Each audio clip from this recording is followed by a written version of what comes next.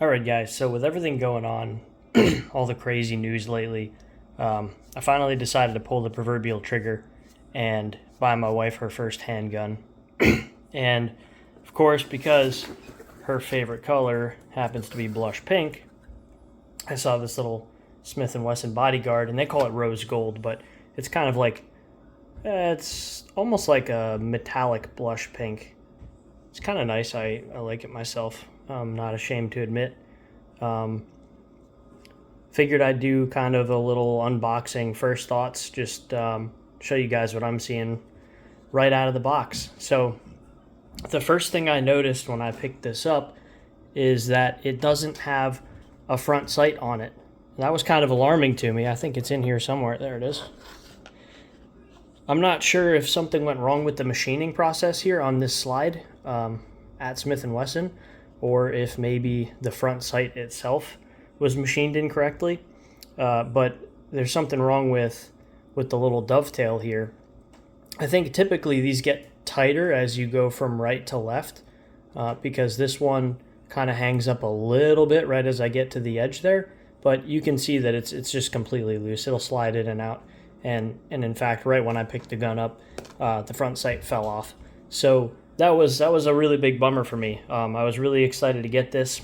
I ordered it online from Palmetto State and got it on sale. Very good price on that. I was super excited to get it, and then I pick it up and the sight just falls right out of it. So I'm not sure how that passed QC, but here it is.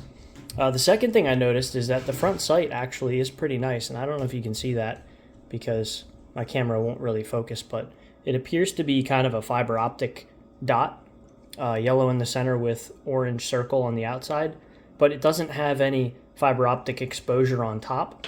So as far as how it looks in the dark, I haven't been able to see that yet, but it is kind of nice right out the gate.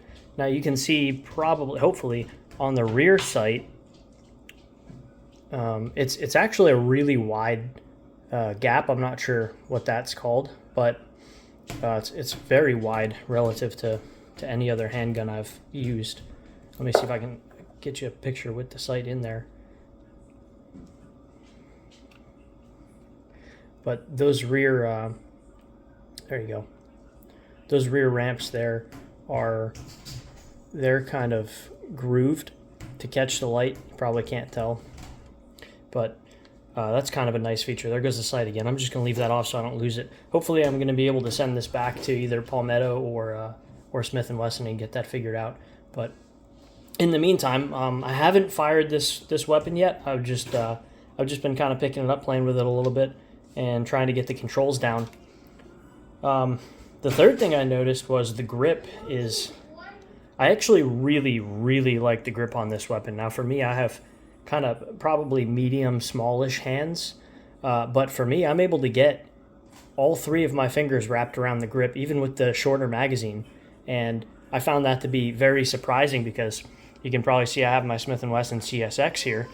The grip on the Bodyguard 2 is actually very slightly longer than the grip on the CSX. I'll see if I can get that in frame for you for comparison.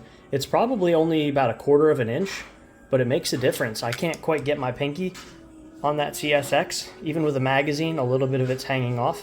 But with the Bodyguard, I can seat all three of them there very comfortably.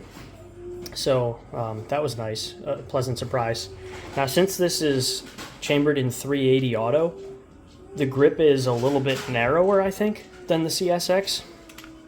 And the CSX does have a replaceable spine here, the back of the grip. You can pop that off and swap it out, but it was kind of nice for people with smaller hands how narrow this grip is right out of the box. And this one is not changeable as far as I can tell, but it does look like it might actually be, because I can see like a little pin in there. I'm not sure if that's a roller pin or what, but maybe you actually can modify this a little bit, or maybe it might just be for the internal disassembly, but I'm not sure on that. As far as the texture is really nice. It feels just like the one on the CSX, where the polymer sections are. It's very aggressive at first. It might hurt your hands if they're a little bit soft after a long day of shooting. but it can tend to wear down. So this one, I've been carrying this one for a long time, and you can see that this is kind of worn away a little bit. But right out of the box, these little stipples are quite aggressive, and they provide really, really good purchase, almost too good. So that's one thing I wanted to comment on.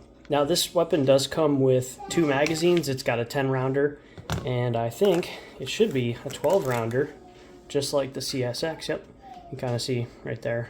You got a 10 and a 12, and this comes with the extension on it. Now this extension is loose. If it's anything like the CSX, maybe they fixed that actually. The one on the CSX is loose and it can just slide right off. But I guess they fixed this one in place so you don't lose it. That's kind of nice. But that one provides you even more of a purchase on the firearm. Maybe if you have larger hands or you just want those extra 2 rounds. So that's pretty nice.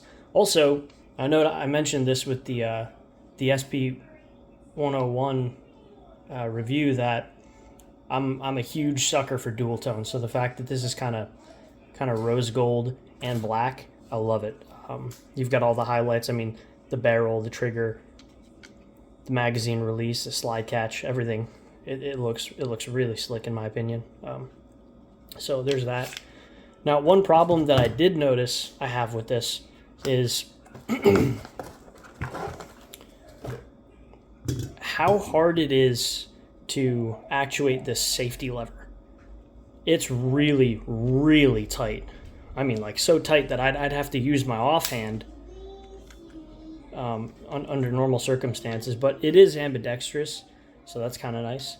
But I certainly would not, if I were carrying this, honestly, and this safety was, I would not compromise on that. I was absolutely adamant that my wife's first gun had a safety on it. I'm a little disappointed at how small it is, and obviously it makes it more concealable. It's very, very slim, very compact. I love it. But that lever's a little bit too small for how stiff it is. It's really hard to actuate, and I'm hoping that it gets easier over time. I was going to sit here and play with it and try to work it in a little bit. But if I'm going to be sending this back, I figured that might not be worth the time and the effort. But that is one problem that I do have with it, because my concern is, if it's hard for me, and I shoot way more often than my wife ever has, that if she ever had to use this, that might change how the situation plays out. If she has to draw and then worry about this safety, that could be a problem. So as of right now, I'm not too happy about that, but maybe it'll loosen up. And just for comparison, the one on the CSX, you can tell that, I mean, it's way larger. It's actually got a kind of a very generous tab that sticks out away from the frame and forward on both sides, ambidextrous again. And it's actually really, really, really easy. It's very smooth, super easy to actuate. Now, I've been carrying this pistol for a couple of years now. So, maybe it's just that I've worked it in that much. But because of the leverage that it gets you across that radius, it's way easier to throw than this little tiny switch right here. This is just it's incredibly difficult. So hoping that loosens up, but we'll see. Now, let's see. Anything else I wanted to say about this?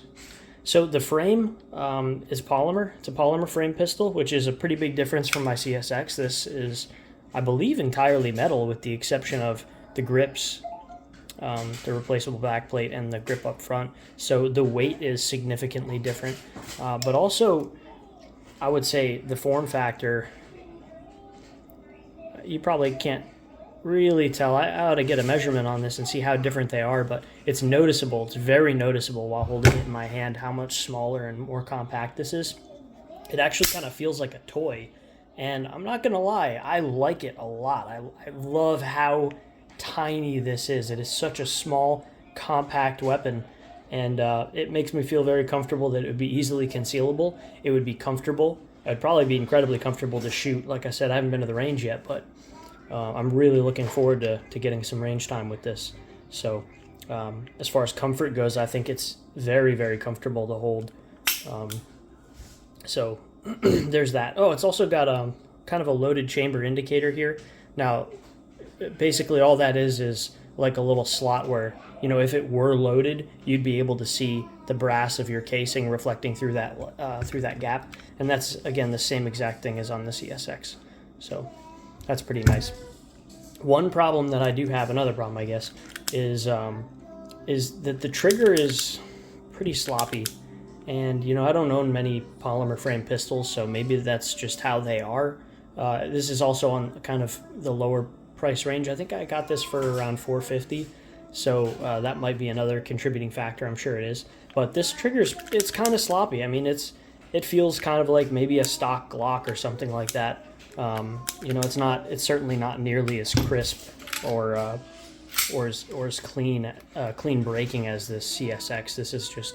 This thing is just a joy to shoot. It's so smooth. And of course, this is hammer fired, whereas the Bodyguard 2 is striker fired. So that's another contributing factor. But just such a clean break. And then the reset is, you know, probably, oh my gosh, maybe like 2 millimeters. And you know, this isn't a review of the CSX, so maybe I'll do that another time. But when comparing the two, there's definitely a big difference between the Bodyguard 2 and the CSX, and hands down, the CSX takes it every time. But just to talk about this trigger a little bit more, you got probably, I don't know, that's maybe 5 mils of take up, and then it kind of gets a little bit gravelly here. Oh, sorry, I wasn't even dummy. All right, let's try that again. Probably about 5 mils of take up, and then you hit like a little bit of a sloppy wall here, and then maybe back another millimeter before it breaks. I haven't measured this or looked it up, so I'm not sure what that breaks at, but it's not uncomfortable. It's just a little bit sloppy, you know. The reset is just as sloppy. Maybe I would probably complain about that a little bit more than the brake. It's probably, I think it was like 5 mils, 6 mils, maybe even more before it resets. Still not quite there, right about here. That's pretty far out. So you can see, and then you have to take up maybe another millimeter or two before it'll break again. So reset, break.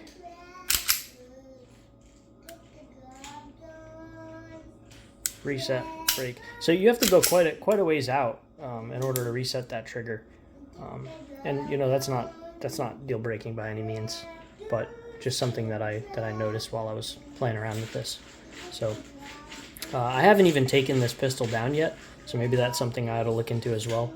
But 2 more notes, I think, before I turn this off.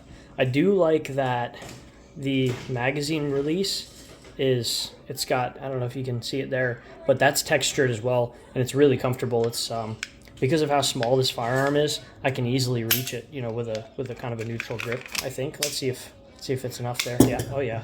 Oh yeah, I forgot about that's one of my favorite parts about these, you know. Just a very small quality of life feature, but these are actually, they're spring loaded, the magazines, and somewhere in the mag well, I presume is a spring, but they're spring loaded, so you don't have to worry so much about the magazine getting stuck up in there because it basically launches itself out. And the CSX is the same way. I love that feature. I think Smith and Wesson did a wonderful job with that. So there was the textured grip of the magazine release, both big bonus points there.